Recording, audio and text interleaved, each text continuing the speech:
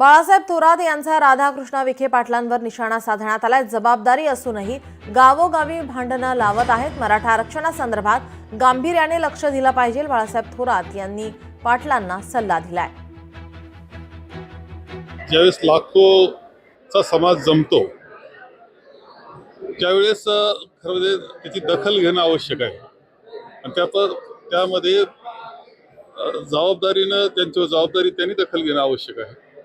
आता ज्यांच्यावर जबाबदारी ते आपल्या इकडंच फिरतायत, गावोगाव भांडणं लावित, म्हणजे ज्याची जबाबदारी तो जर दखल घेत नसेल तर सरकार असं की कोणताही समाज ज्यावेळेस आपली मागणी करण्याकरता एवढ्या मोठ्या संख्येने येतो, गांभीर्यपूर्वक दखल घेणं आवश्यक आहे, स्वतःहून दखल घेणं आवश्यक आहे।